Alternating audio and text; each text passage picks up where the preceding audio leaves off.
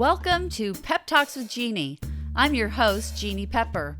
I started doing Pep Talks as a way to inspire you to do intentional acts of kindness and to further the goals of Blaze It Forward. Since Pep Talks began, it has evolved, and now I use it to interview people actively making a difference in this world through their volunteerism, community service, or careers. My guests are all here because they have dedicated their lives to making this world a better place. Join us as we delve into the hopes, dreams, and aspirations of these truly inspiring and hardworking people. This season, we will be focusing on the quiet superheroes, the thoughtful, kind, and forward-thinking community-minded individuals that teach us about resiliency, abundance, and how we can turn trauma, tragedy, and life challenges into meaningful, intentional action to repair our world. Welcome to another episode of Pep Talks with Jeanne. Our guest today is Tripp Oldfield, the visionary Chief Executive Officer of Jewish Family and Children's Services of Long Beach and Orange County. With a career dedicated to social justice and human rights, Tripp has led critical organizations serving diverse, marginalized communities, including those focused on LGBTQAI+, AIDS, torture victims, and LGBTQ issues. He is a certified fundraising executive and an author on nonprofit leadership, bringing decades of expertise in resilient management and community growth. Under his leadership, JFCS continues its vital work guided by Jewish values of healing the world, or Tikkun Olam, offering essential mental health and social services to people of all faiths and backgrounds across Southern California. We're here to talk about his personal journey, his leadership philosophy, and his tireless pursuit of a more equitable and compassionate community. Welcome. Thank you. It's great to be here. Thanks for having me. So did we miss anything in your bio? No, I think that's good. We nailed it? Yeah, I think that's great. Great. That's a pretty impressive background there. A lot of social justice. Yeah, and also homeless. I actually started one of my first fundraising actually was in a homeless agency two homeless agencies up in Los Angeles, where I helped to build shelter housing and then temporary housing as well. So that's kind of how I started. I was in the for-profit world, and then kind of had an awakening, and then moved over to nonprofit and fundraising, and I used my MBA, my business and finance. I'm a business and finance guy, basically. Yeah. I used that background to think, well, I think a CEO would be a position that I would do well in because I have the fundraising. And by the way, in nonprofits, fundraising is it's a third of what you do. It has to be. Yeah, because your mission is really based on how much resources you can get, and resources aren't just cash. Yeah. Resources, it's also people resources and volunteerism too. So, I spend at least a third of my time on fundraising or building relationships with volunteers and potential donors. So yeah, I mean, it's just the way it is. I mean, we've interviewed CEOs from every organization in Orange County that deals with social services. I'm sure we've had CASA, we've had Orangewood, probably others I'm not thinking of right away, but yeah, and all of it centers around. That's why you're on the show. That's why they come on the show, because not only do people need to understand that there are these organizations out there, but there are fundraising requirements. Yeah, especially now, right? Because we're entering an era where government support and organizations like mine, typically 2/3 of our revenue comes from the government, either the federal governments or the state government, local things like that. But with federal cuts coming and already happening and coming, and then additionally that trickles down to the state, which trickles down to the county and the city. So we're looking at probably huge cuts. We've already had $1 million cut from our budget, and likely more to come. And so, we have to try to make that up somewhere. And so we're turning to the community to try to help us move our mission forward. Yeah, that's. It's not a good time for social service and mental health organizations. A or lot of charities. Clinics. Yeah, any kind of health. Because that's exactly what's being cut right now. And these are vulnerable people that are going to we're going to have to help them somehow. And more than ever. I mean, really, because mental health, in case nobody's noticed, there's sort of an epidemic of mental health crises going on in this country right now. I don't know why. What do you think? It kind of started with COVID. We saw a huge spike during COVID. And I think it's related to people not being sociable and not having social connections, personal face-to-face social connections. It sort of happened with that. And then people got laid off. Kids weren't going to school. So there was all this built up stress. There were financial problems that related to all of those things. And you put that all together and people just felt like they had to talk to somebody. Yeah. There was just high anxiety happening. And most of the populations have sort of bounced back, we've seen, except there's two populations that seem, based on research, two populations that still haven't really quite bounced back since COVID. And one of them is seniors and the other is youth. So kids up till about 16, especially teenagers, 8 to 16 years old, are really struggling. We're seeing anxiety and suicidality at rates that are actually higher than even before COVID. So that's two populations that we're trying to focus on, and two populations that sort of haven't bounced back since COVID. Yeah, that's really concerning. You would think that with the way that life is supposed to be easier for us now, with all of the technology that we have, but is life getting harder? Like, why is it that we can't seem to figure out how to make healthy young people anymore? And I don't know. I think it's cell phones.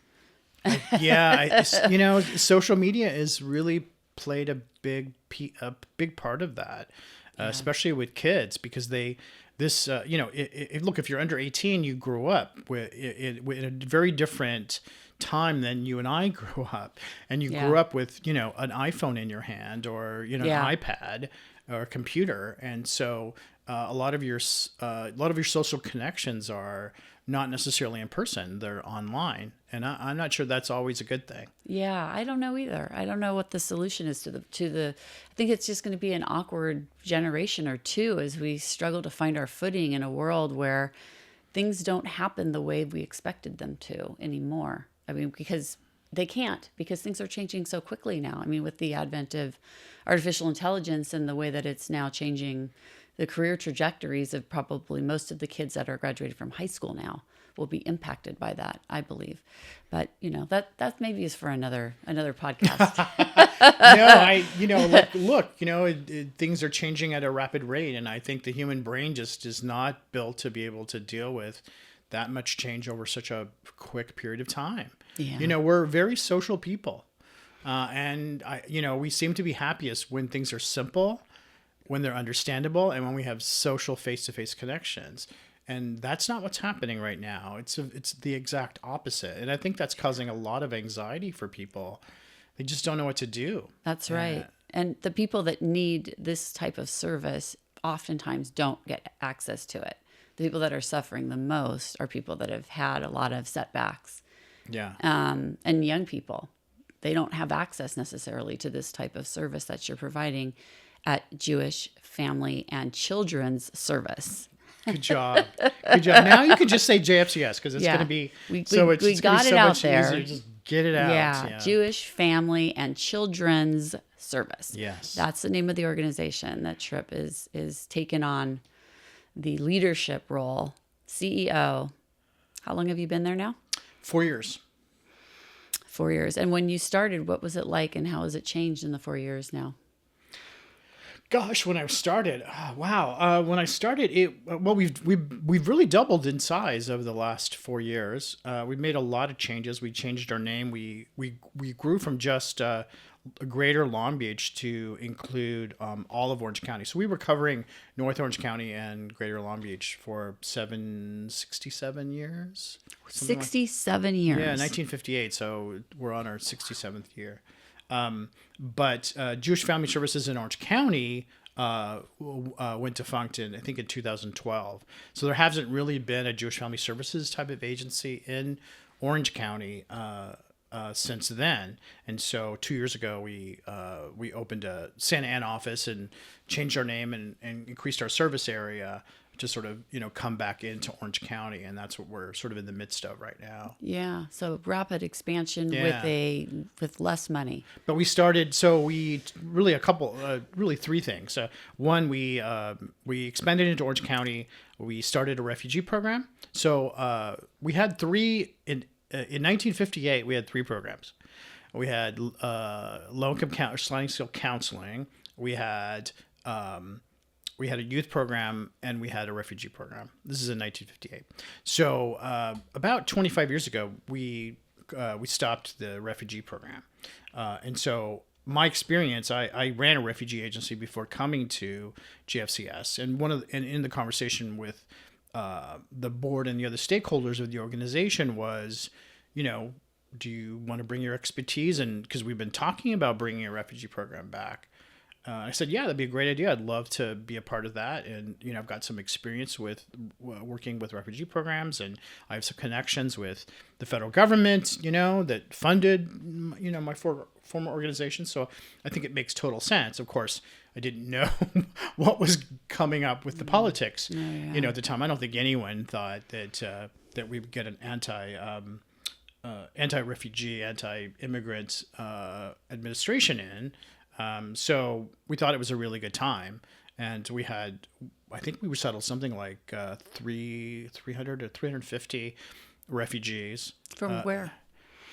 So mostly from Afghanistan, but we had some Central Americans as well, and then we had Ukrainians. So our program, now every refugee program is different based on where they're located, because you have different populations of people who like different areas. But in Orange County and Long Beach, it's Afghans, Ukrainians, Central Americans, and just a little bit of Africans kind of thrown in there, Cubans. We had some Venezuelans at one point as well.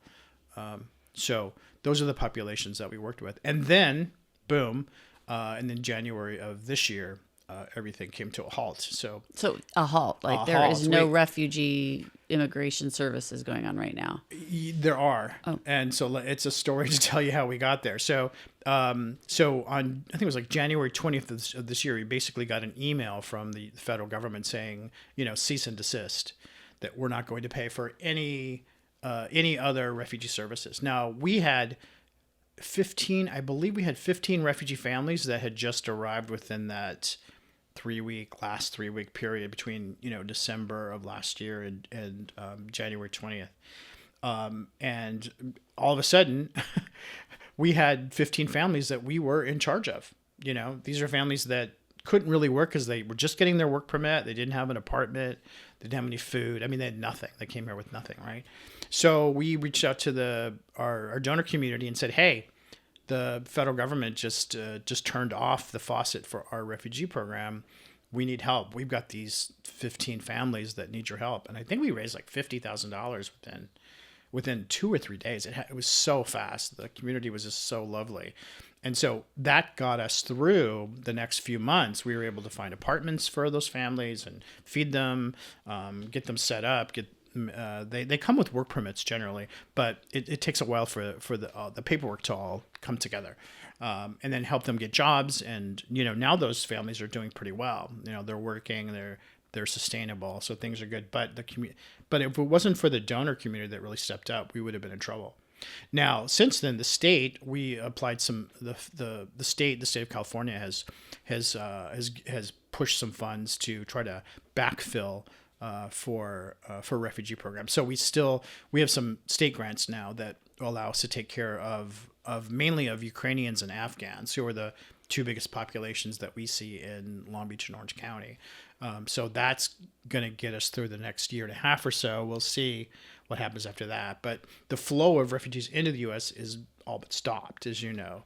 And now even the asylum program is stopped as well. So our focus now is just to take care of the refugees that are already here. So, and that's primarily the Afghans and the Ukrainians. Yeah. Yeah. Are there, I don't know, I read something in the Wall Street Journal this morning that, they're going back and looking at all of the people that came into, I think, Minnesota, because a lot of them, their paperwork was, they claim it was fraudulent, or I don't know if that's accurate, but is that something that your organization has to be concerned about? Well, that's every time someone asks me about what the administration is going to do, or like who knows? Like who knows? Like Yeah. every time you think you understand something crazier gets thrown at you. Yeah. So I really don't know. Yeah. But I will say this: look, if you're part of what's called U.S. RAP, which is basically the State Department's program to pull people from foreign countries. That process is like a 4 or 5 year process where they're vetting these families really well, and of course a lot of the Afghans were the anti. They assisted. Yeah, they US assisted government. the U.S. government when we were in Afghanistan. They were the ones that were fighting the bad people in their home country, and we had a duty really to take care of them, and so most of the Afghan families that are coming to the U.S. are the anti-Taliban. These were families that were, if they stayed there, they probably would have been killed. Yeah. So these are real asylum. Yeah, and you have these conversations with them, and we've hired two of our refugees for our refugee program, and these are amazing people who are who are very pro-democratic, and because they're anti-Taliban, these are people who are going to make really great Americans, because they value peace and democracy, and they're going to have a great life here, and I think they're going to really contribute a lot to America, to our culture. Yeah. And we need to save. They helped us, so we need to save their life. As far as I'm concerned, that's kind of how I feel about the Afghans. Yeah. And so we have got a program that luckily the state is going to allow us to help these families for the next year and a half or so, and then we'll see after that. I don't know. Things are all up in the air in terms of federal and state funding. Yeah. So we just don't know. We just one day at a time. That's right. But in the meantime, you still have services that have to be provided through your organization. People are depending on it. Yeah, absolutely. Yeah, so. And the something that not related to refugee program, but something that's really big now is basic needs and emergency assistance. Like literally, the calls have doubled for people who need rental assistance, people who need food, people who need utility bills. So we try to focus on seniors, single parent moms. People with disabilities. We don't want them to be homeless. We don't want them to be, make it through the winter with no heat in their house, and no food on their table. So we've doubled our allocation essentially for that particular program because the need has doubled. And the stock market's doing great, but for people who are middle class or upper class, that's great. But the lower class, what we're seeing is just there's a huge disparity. They're all living on fixed incomes, and I don't know if you've been to the grocery store lately. I have. Yeah. I was like, I was looking at a box of cereal last week, and it was Frosted Flakes, and it was a big box of cereal, and it was like $7. Oh yeah. And I thought, $7 for a box of cereal, which is basically just like smashed corn and sugar. Right? Yeah, pretty much. Yeah, that is all that it is. Yeah, so my heart goes out to people who are just who are sort of paycheck to paycheck. Yeah, and which is most people these days. Which is a lot of. It's like that bottom third it's really getting bad because of food inflation, and then of course. We're in Southern California, so we're in one of the highest rent districts in the United States. So people's rent is going up, and the utilities have gone up. I think their utilities have gone up 10% year over year for the last 5 years.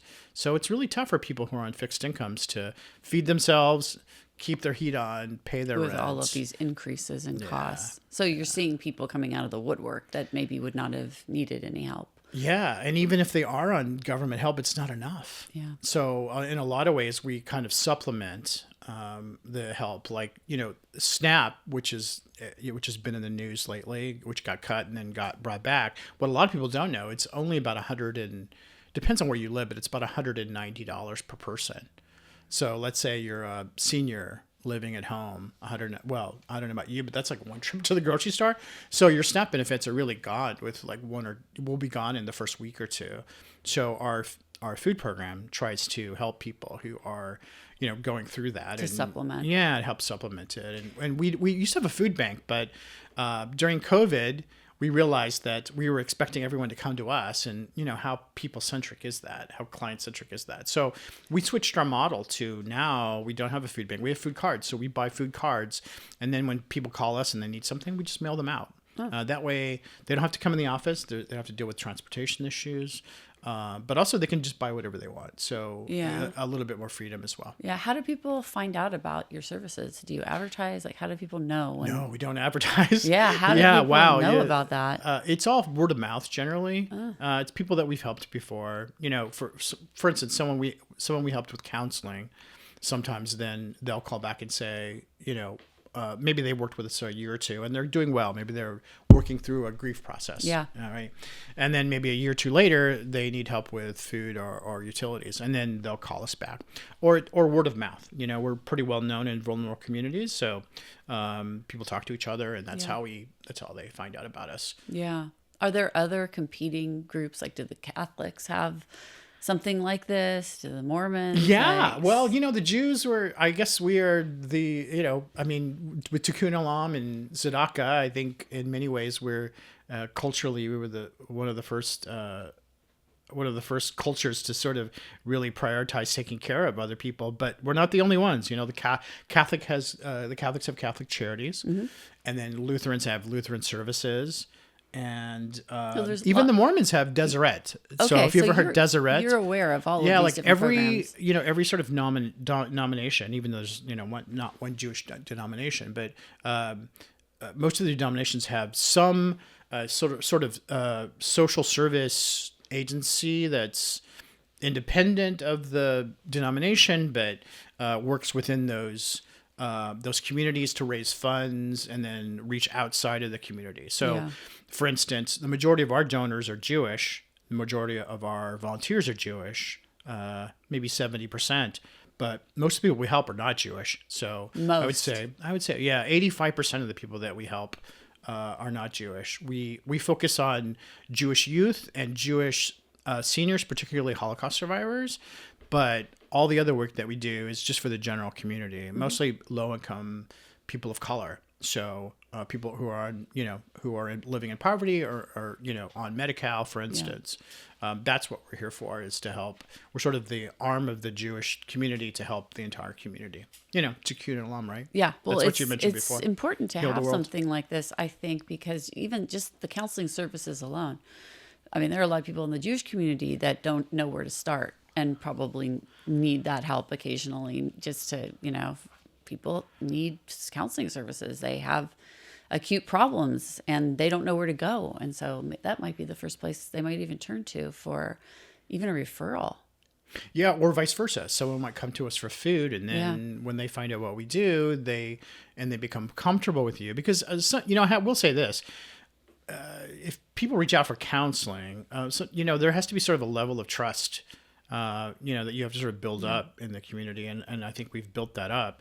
But sometimes people will reach out for food or for utilities, and then later they'll come back for counseling. Yeah. After they've built a relationship with us, and they feel a little bit more comfortable. Because even in America, there's still quite a bit of stigma around mental health. It's much worse outside the United States, but in the U.S., it's getting better. I think people are now talking about mental health. Matter of fact, we have a event every year called Move for Mental Health. It's our only event, really, and it's really to bring awareness to mental health and help. It's a walkathon to help support our mental health programs. When is that? It's May 3rd or 4th, I think. May 3rd. Is it? Is it May 3rd? May 3rd. I'm just told it's May 3rd. May 3rd, 2026 is the Walk for Mental Health.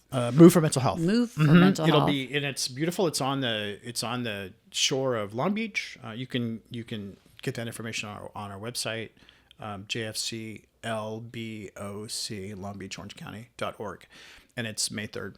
Okay. So it's a great walkathon, and it's an opportunity to help us raise money for mental health. But we did it really mainly so that I think the more communications about mental health, the better. Yeah. One of the really amazing things that has happened in the last decade is what people don't know is Obamacare, the Affordable Care Act. It forced insurance companies to pay for mental health therapy for the first time. They weren't required to do that, and most didn't do that until about 10 years ago, or I forgot how long the ACA's been out, maybe 12 years ago. But up until that point, insurance never covered hardly ever, unless you were mentally ill. But now most insurance plans have to put in some kind of mental health, and it totally makes sense. I mean, mental health is part of physical health. The idea that mouth health, dentist, and brain health and body health are all separate things are just ridiculous. Health is health. It's all together. How you're feeling mentally affects you physically, and vice versa. If you've got tooth pain, you can't concentrate, on being present, right? So everything is related to everything. Yeah, I would agree with you on that. So how do you measure the success and efficacy of your programs at the JFCS? What's a recent success story you're particularly proud of? I guess it depends on the program, but, it's all about people, because I always say that we're an agency of people who are helping other people, and even our donors are people helping people. So our success story will always be around a person or a family that we're helping. Yeah. Like, I was really lucky that I got to go deliver a Thanksgiving meal to one of our Holocaust survivors. Her name is Stella, and I love her to death. She just turned 98 years old. She lives in Long Beach. She lives by herself. All of her family are gone. And we had a really interesting conversation. And she... I budgeted 2 hours because she likes to chat. So I went over to her house, gave her a Thanksgiving meal, actually 2 Thanksgiving meals for her and a friend, and we chatted for a bit. And she volunteered for the '84 Olympics. She's a retired registered nurse, and her goal is to volunteer for the upcoming 2028 Olympics in Los Angeles. Wow. So I keep telling her, hey, you have to hang on. She'll be 100. I'm like, you have to hang on because I'm going to take you to volunteer for that. So just seeing the smile on her face, that's what does it. Or a family that we were working with a family in Orange County that had been living in their car, and they were just about to. They had their belongings in a storage facility, and they were going to lose everything. And we stepped up and paid for their storage because they just got a job. The mom had just got a job, and so we knew that eventually they'd be able to save enough money for rent. So we helped them with the security deposit. And they raised the money for the rent with the new job, and then we were able to keep their belongings in storage until they got an apartment. So now they're in their apartments. We saved all their furniture because we were able to pay for that. So it's just the little things like that really help. Yeah, that's great. And with mental health, it's perhaps it's trying to get someone through the loss and grief of a child, a grandmother, a mom. Yeah. And a lot of it is bereavement. Yeah. So I don't think it's numbers, it's stories. Yeah. The work we do is about people and stories.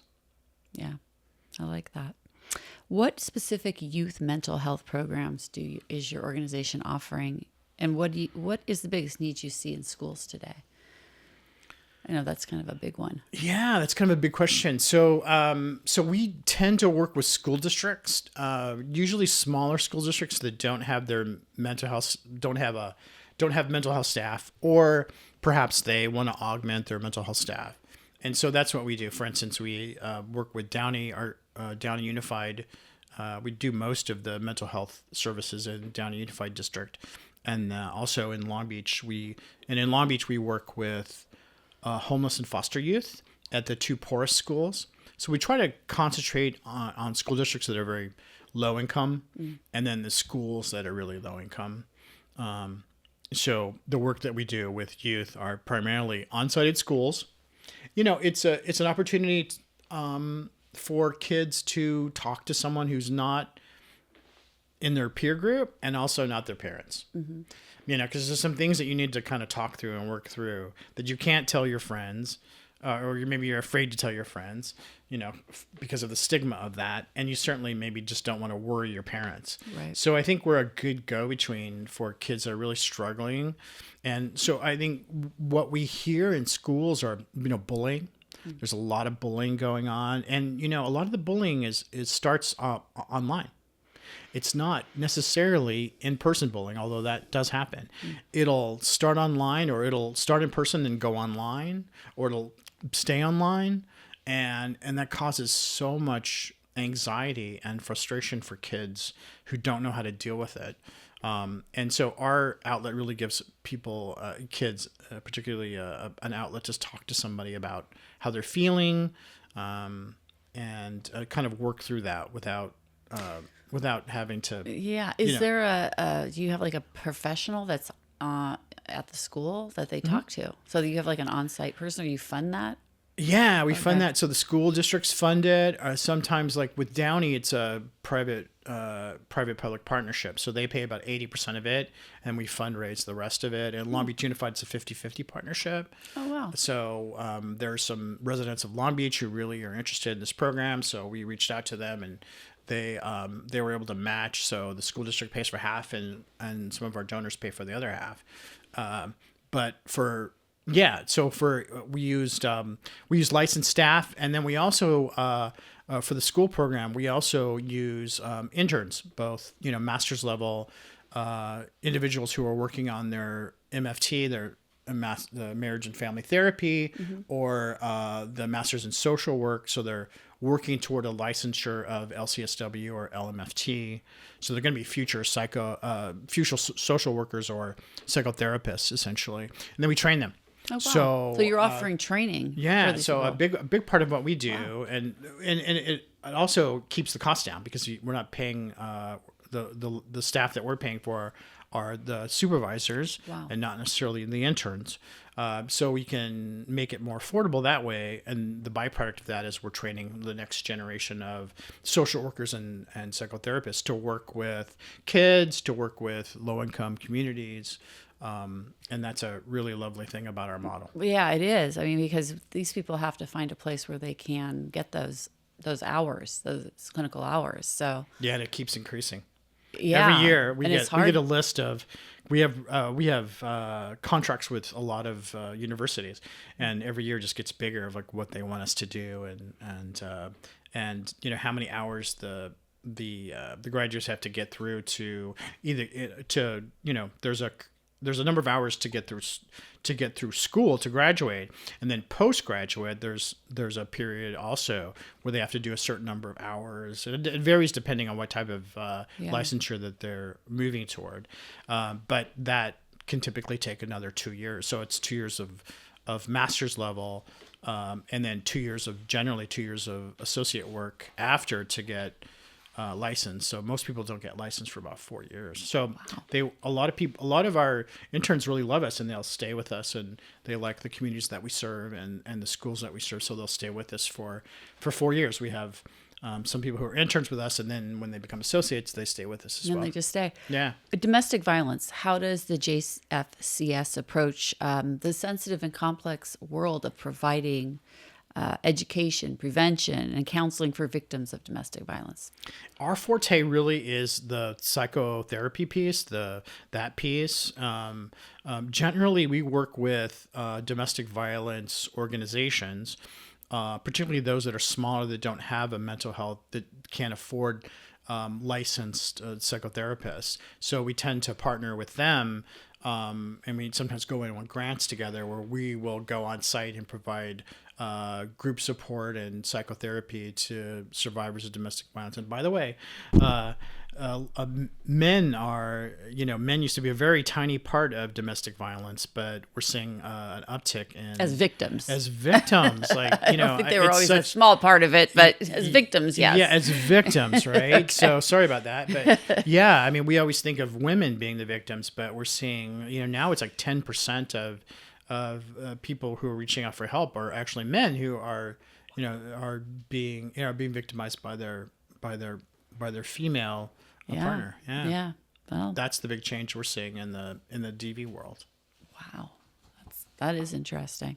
I mean, I wouldn't have thought that there would be so much domestic violence, but I think that the times have created a lot of anxiety, and people are doing a lot of release things that they didn't normally used to do.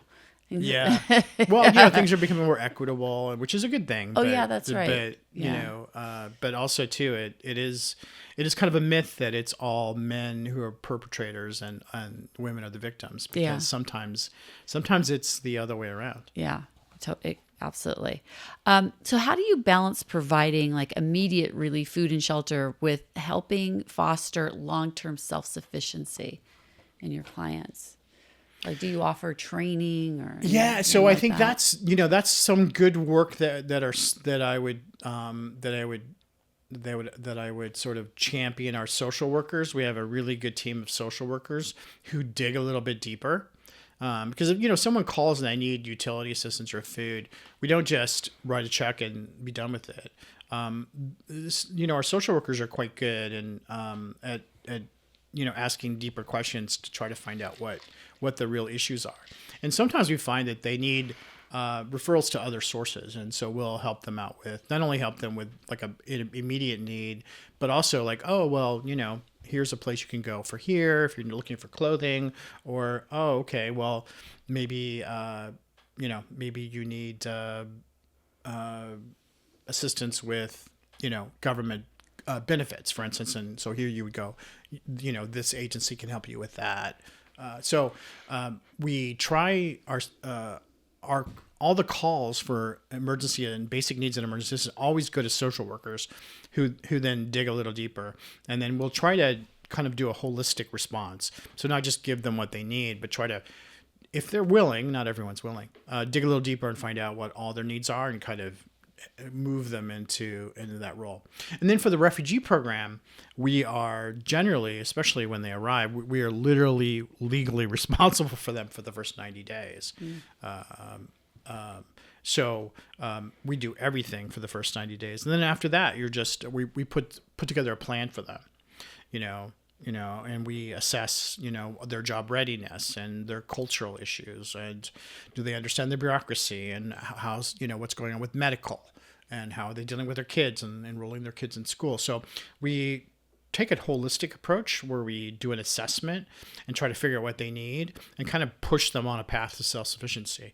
I mean, everyone knows that we're here to help you transitionally, but there are not enough funds to help people forever. But if we can help people through that really important time with refugees, it's generally the first 6 months on their path to self-sufficiency.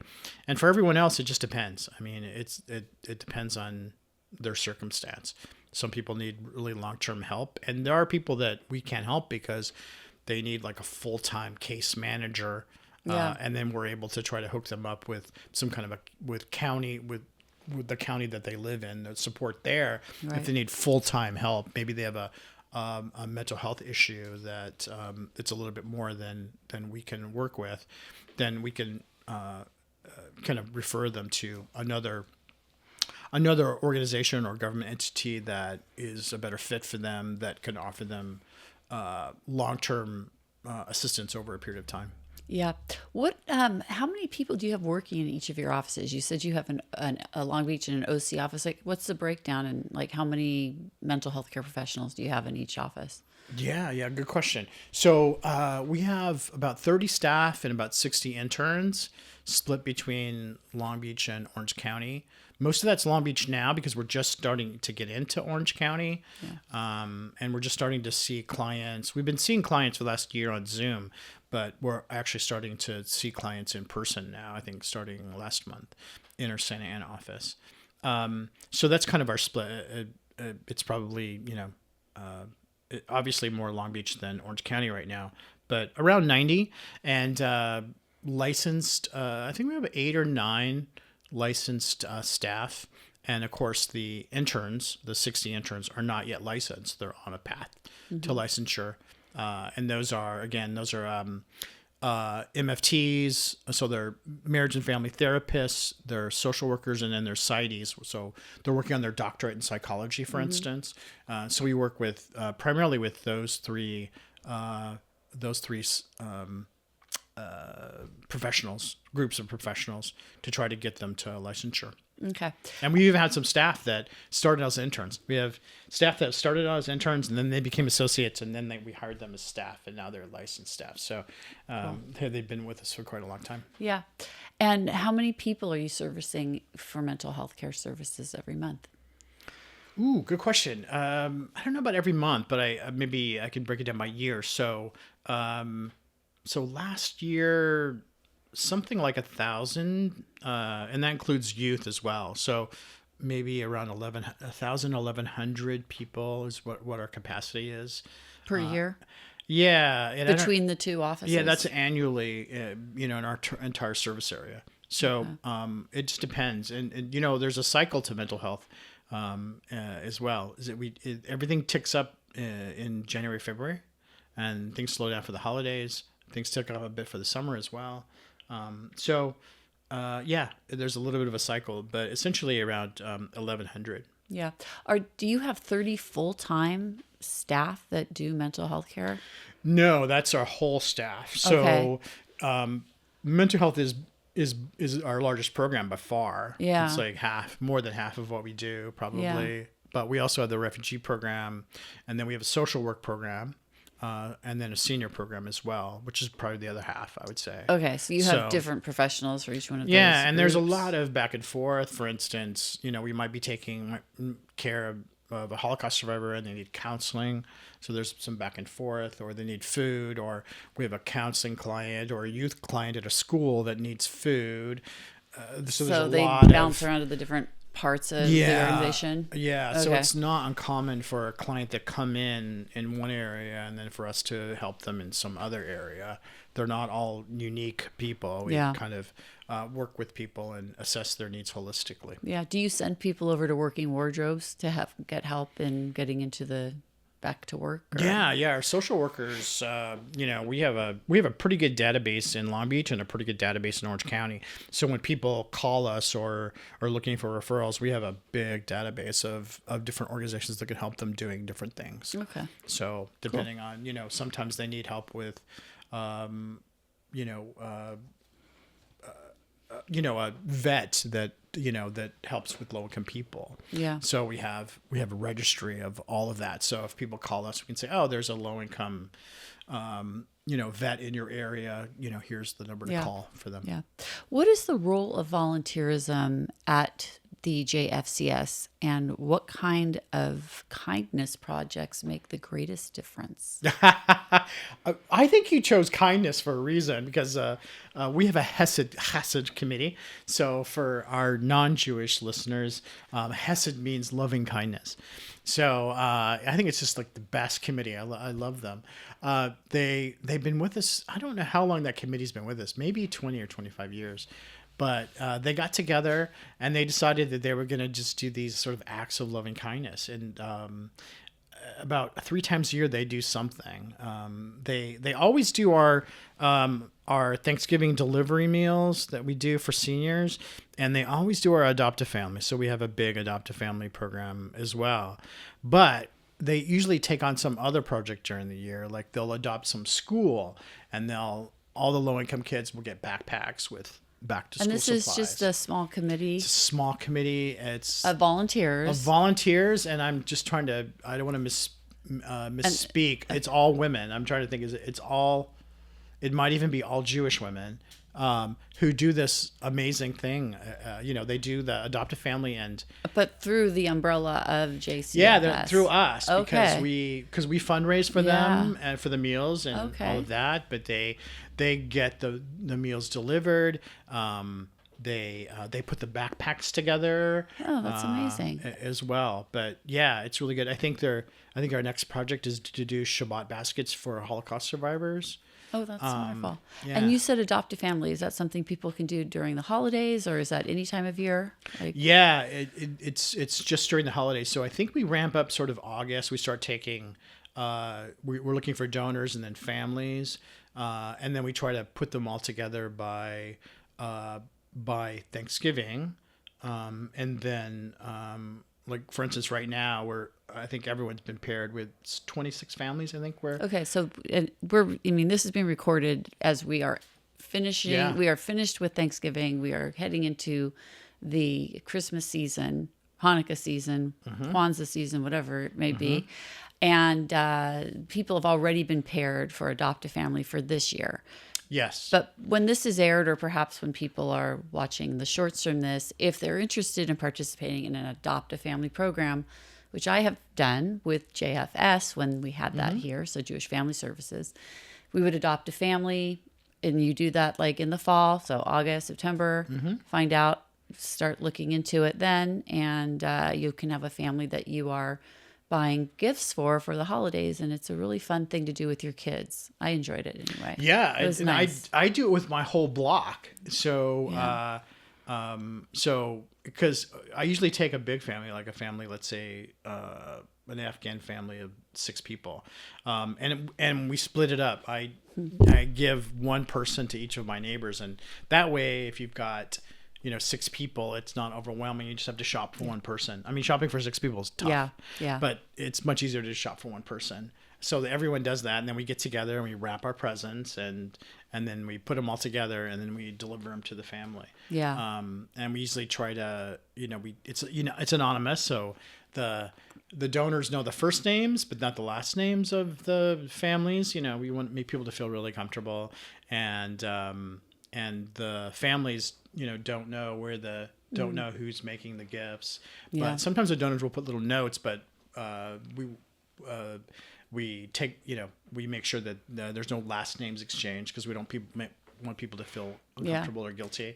But it's really lovely to put a note in back. Sometimes the families will communicate to each other, which is really, really Yeah. great. How do we if I want to be adopted, how do I get adopted? Yeah, well, if you want to get adopted, you would just reach out through whoever you're working with. Most of the families that get adopted they're already our clients. Okay. So we know who they are, and we sort of we essentially nominate them for adoption. Okay. But if you're someone who wants to adopt a family, it's probably too late this year. Although you can make a donation.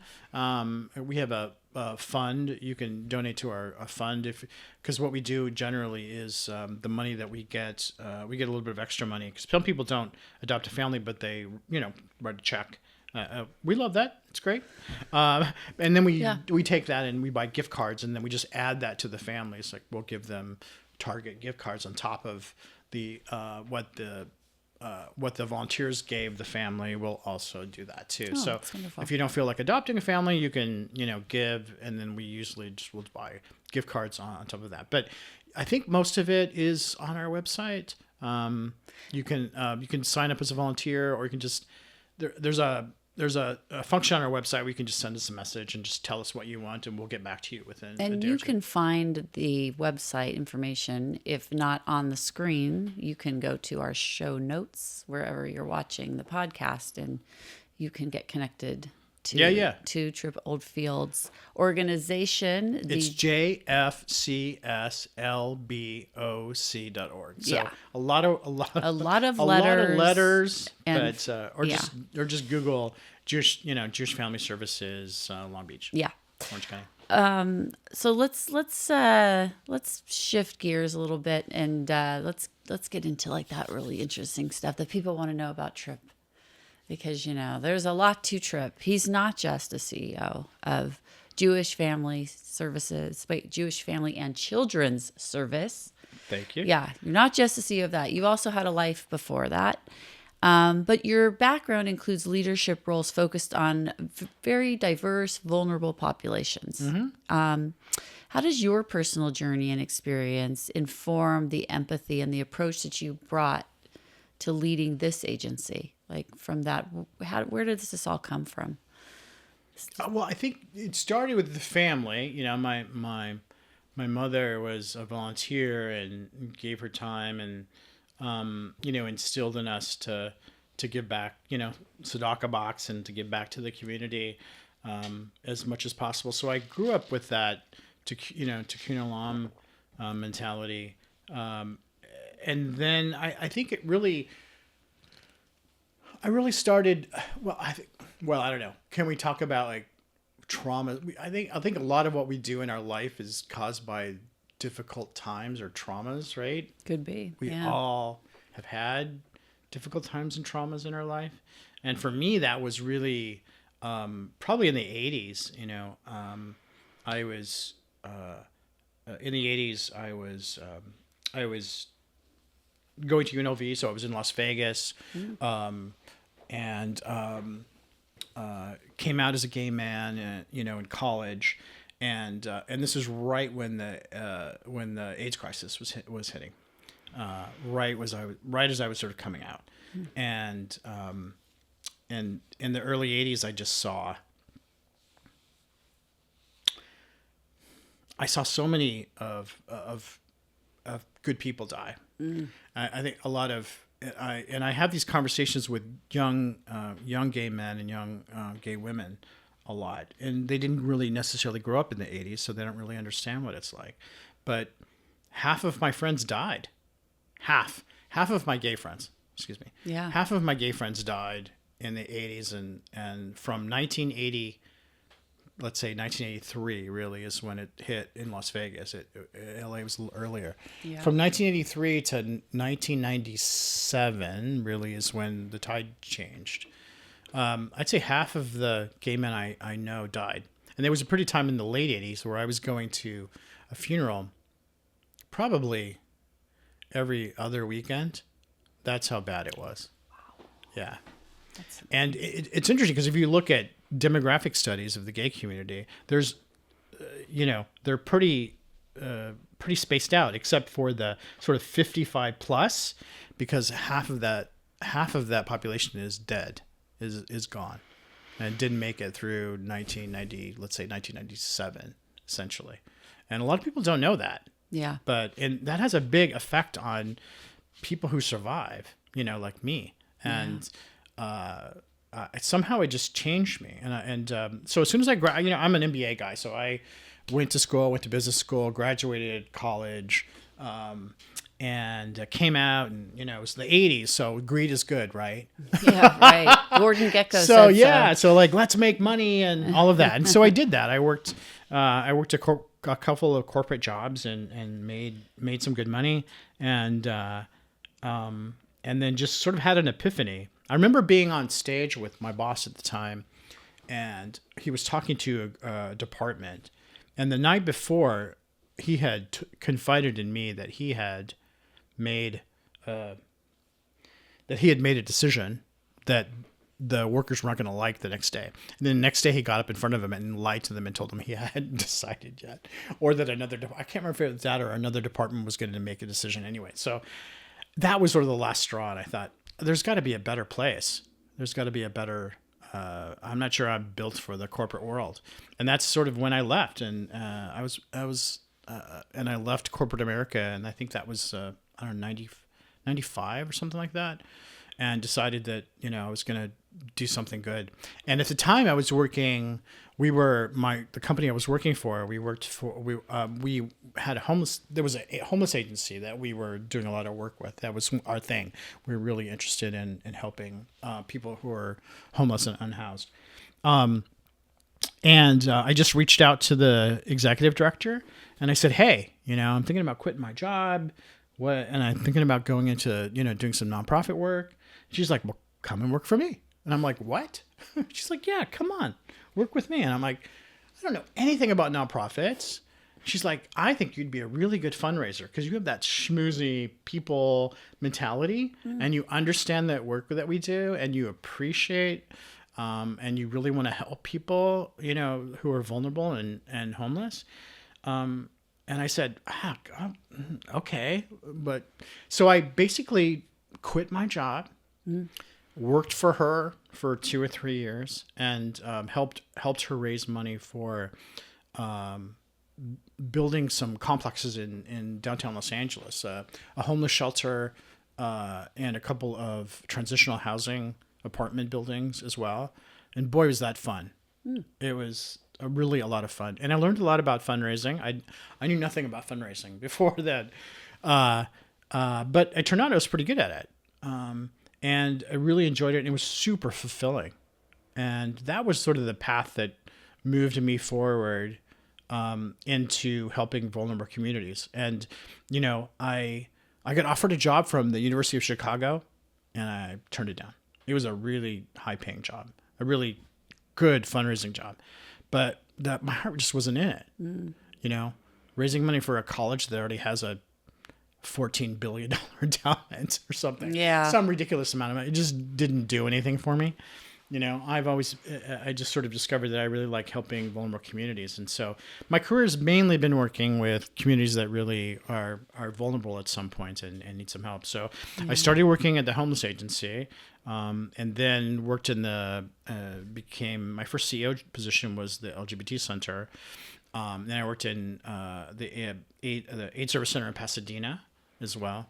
And then I did legal aid. So I think you're a retired lawyer, right? Yes. Yeah. So you worked at legal aid. Yeah. I think it was only one of, at the time, it's more common now, but at the time I think it was like one of only 5 CEOs that was not a JD, that was not a lawyer. Oh, that's interesting. But it worked out really well because my legal director, obviously, I was sort of the externally focused person and she was the internally focused. And so I didn't need to be an attorney. Yeah. So it worked out really well. Yeah. So I did legal aid and then refugees. So I've worked with some, homeless and people with HIV, LGBT, just low-income people in general, refugees, and now JFCS, which is the majority of people that we help are, I would say, people of color, but the huge population of people living in poverty. Yeah. So it's really fulfilling. It's a really fulfilling job, and it helps. Well, I like what I like about JFCS is that we have so many programs that it keeps me busy, and there's lots of different sectors to work with. So, and I've never really worked in the Jewish community, so it's the first time. I've certainly volunteered for Jewish organizations, but I've never worked in the Jewish community before. So I figured, well, I've done enough for the LGBT community. Yeah. So now it's time to give back to my Jewish community. Very cool. What does purpose mean to you? Could you ask a more complicated question than that? Yeah. Purpose. I don't know. I will say this. I think a lot of men in particular really struggle with this. I don't know, especially young men are struggling with purpose. But it sure makes your life easier. I was having a conversation with one of my nephews, and he was talking about how difficult some things were, like, how difficult it is to go back to school because he had dropped out of college. And I said, the most difficult things in life are also the most fulfilling things in life. And so if you set out to do simple things and you take the easy way out, your life is not going to be fulfilling. And you're going to be 65 years old and wake up and realize that, what have I made out of my life? So, take the hard route. Do the more difficult things. Do the things that you don't think that you're going to be able to do. And invest some time in it and, make it happen. That's good advice. That's my advice. That's great advice. What are you doing to ensure your actions align with your purpose?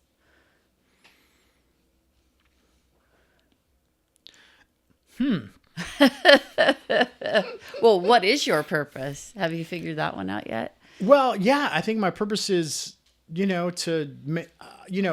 I want to do is make the world a better place. What's the acronym that hikers always say? You want to leave the trail like cleaner than when you found. Yeah, cleaner than when you found how you found it. It's like I think I just like to leave the world. I like to leave the world a little cleaner than when I came into the world. I think that's kind of my mentality. And, you know, look, I can't do everything. Yeah. But I can do a little bit. And if everyone does a little bit, we can make the world a better place. I agree with that. That's kind of what I'm doing here. So my job is to make the world a little cleaner, the trail a little cleaner than when I got on. And I guess that makes sense. That's my purpose. Do you want to talk about, or do you think it would be helpful to discuss, maybe for young LGBTQ people, what it was like coming out to your parents, and is there any lesson to be learned from that? Is there a takeaway that maybe some of our listeners who are parents or young people that they could learn from your experience? Yeah, well, you know, I came out I am ancient, number one, and I came out a long time ago. You're not that ancient. We both grew up in the 80s. Excuse me. Yeah, I guess I feel ancient sometimes, you know, compared to now. And I think what I mean by that is just maybe a better way to say that is that the world has changed a lot since 1980, right? So a lot. You know, I came out at a time where it was a little dangerous, I think, depending more so where you lived than anything else. But I had a couple of really bad experiences. But I'm not sure that there's quite as many bad experiences anymore. But I remember going back to my high school the year after I graduated. One of my teachers came up to me and she said, you know, and this is 1982. She said, "Oh, so I hear you're a big homo." You know, I'm not. Look, schools have changed a lot, especially in California, and that would just never happen now. And you know, and that's a good thing, right? Yeah. So my advice for kids coming out now is, you know, be yourself, be honest, be genuine. And I know it's really difficult. There's always stigma associated with it, or there might be actually more internalized stigma where you think it's worse than it really is. But at the end of the day, you know, surround yourself by people who love you and speak your truth and be confident. I came out in college in a fraternity, and I thought they were really going to take it bad. And there were some difficult conversations, but I think there were more people who accepted me because I was very confident about it. It was just what it was. Yeah. You know? And people see that and they're like, oh, I guess it's not really a big deal. So, you know, just be confident and be yourself. Yeah. And it'll all work out. Do you have siblings? Yeah. Who's also gay. My sister as well. Oh, wow. Yeah. Do either of you have children? No. Are your parents okay with that? Parents are gone. Okay. Yeah. That was the, you know, Jewish mom. That was the only difficult thing with the Jewish mom is, you know, no grandkids. So yeah. She didn't care about the gay thing. Matter of fact, she thought it was cool. But the no grandkids thing, oh, you know, oy vey, right? Yeah. It's like, oh, grandkids. So I think that was the most difficult thing for her. Yeah. Yeah. So, okay. So sister also gay. Is there a relative in your ancestry that was gay? Because I don't know. I'm of the personal belief that it's genetic, but I'm sure there have been. But yeah, I mean, there gay must people have are around been. forever. We just, you know, it's just, you know, now it's a good time. I mean, obviously I would not like to be in some other country right now, but yeah. Or at some other time. But yeah, it's definitely a good time. But yeah, there's always been gay people around.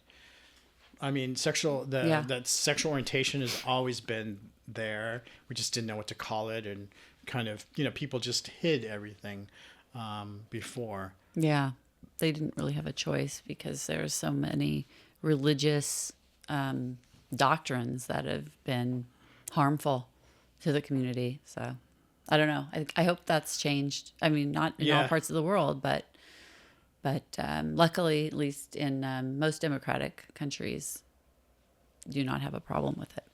Yeah. There's a big problem in Africa right now, and to some extent, it was caused by America. So America sent a lot of missionaries. A lot of missionaries went over to Africa starting in the 1920s and 30s, and inserted themselves in cultures that didn't have Christianity per se, right? Yeah. And changed a lot of those countries to very homophobic. Even today, there's I think a number of countries in Africa that have a death sentence for LGBT people. Wow. Yeah.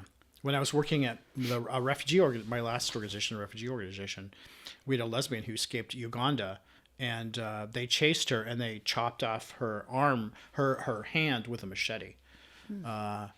And she, got out of Africa and made her way to the U.S. And there is still some really bad places in Africa and the Middle East that are very, very, very homophobic and anti-gay. Yeah, well, they're also anti-female as well. Anti-everything. Yeah, so they've chosen a large swath of population to be angry with and to harm. I mean, we've had an author who was a victim of female genital mutilation and has changed the laws in like 26 countries in the world so that to make that an illegal practice. It was still happening in the U.S. Yes, she's been behind making it illegal in every state in the United States also. Yeah, so now it's federally illegal now because the State Department came out. I think there was a federal law passed and the State Department came out against it too because it was still happening in some ethnic communities in the U.S. as well. Yeah, is for just 10 years ago. Yes. So yeah, horrible practice. Yes. That needs to be banned. So there's that. there's a lot of things we need to work on worldwide. So how did your diverse experiences from organizations focused on HIV, AIDS to human rights, how did that prepare you for working with the Jewish family and children's service? Well, I think people are people, and social services is helping people no matter what, right? Yeah. So, you try to make organizations that's welcoming. You try to, a big thing for me is holistic practice, and I don't mean that in a hippie guru way. I just mean, when someone calls in for help, ask some deeper questions. Yeah. Because maybe there's ways that you can help the organization. Maybe not your organization, but maybe you can do a referral, to get them all the help that they need. Yeah.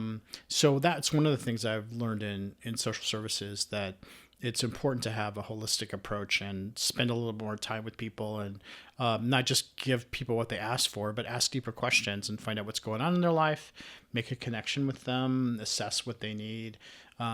Do what you can for them, and if you can't, then try to hand them off to another agency that can kind of complement and help them with their life. Yeah. But there's a lot of people in the world that just need a little bit of help, mm-hmm. And people that have turned their life around. People living with HIV and AIDS they thought they were going to die, and then right. their life changed. Their life has turned around.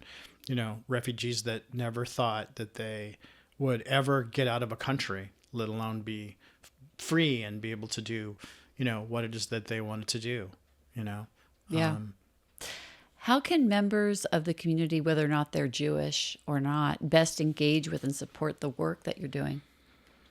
Well, lots of ways to engage. You can make a gift on our website. You can give to a special fund. We have a lot of donors that, want to give to refugee, or they want to give to the Jewish community, or they want to give to seniors.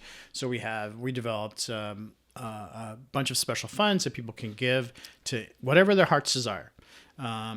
They can volunteer. They can join our board. They can join the Hesed committee you heard me speak so eloquently about. Yeah. So Hesed is like an amazing little group of people. It sounds like it. Yeah. It's like a great group of women. Yeah.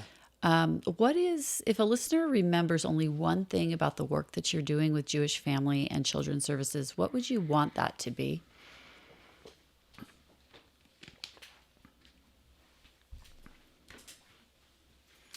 You ask the best questions. I think my brain's going to explode now. Well, what did you think this is going to be?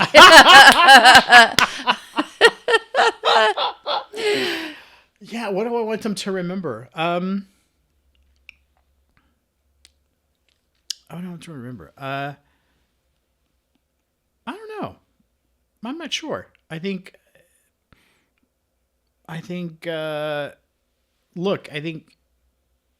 you've got to figure out what your thing is, I mean, you have things like what are your interests and things that you want to support, find out what that is, and then, delve into it. Maybe it's kids, maybe it's kittens, maybe it's, the environment. But the work the that you're doing with this organization, what is it that we should remember about it? That there's populations need help. Refugees still need help. There's a lot of people that you're servicing.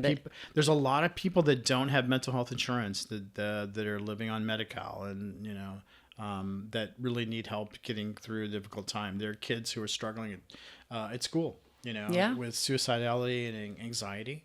There are seniors who can't pay the utility bill and eat at the same time that need help. There are Holocaust survivors that, should be able to stay in their home with dignity. There are college kids who are working on, a great career in social work, and, we want to help them. We also have a scholarship program as well. There's a scholarship program. So there's a lot of things. There's a lot of people that need your services, and a lot of people that are benefiting from providing those services as well, it sounds like.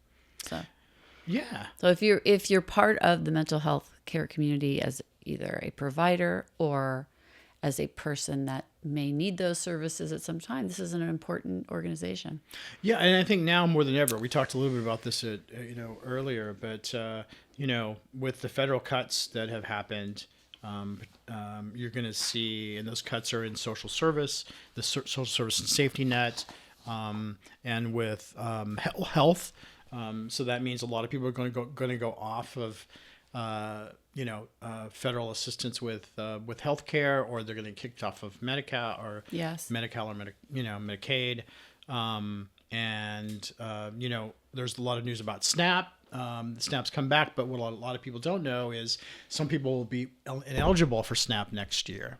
So even though we have the funds, or the federal government and the state have the funds now for SNAP, a lot of people will be ineligible over the next few years, including people who are unable to work. Some immigrant populations and refugee populations are not going to be eligible for food assistance. There's also kids' lunch programs has been slashed. So what's happened in the federal level, and a lot of people don't realize, is that not only did they hugely cut the budget, but they're cutting the amount of money that they're giving to states and asking the states to step up. And California is not going to be able to. California is already in a $17 billion deficit, and 25% of the budget in California comes from the federal government. That some of that's going to get cut too. So the state's projecting a $30 billion deficit next year, and so there's going to be a lot of services cut, a lot of safety net services cut. Okay. So that's where organizations like us are really relevant, because we're sort of the last barrier of helping people who need food or mental health care or rental assistance. Or they're an immigrant or a refugee that needs help too.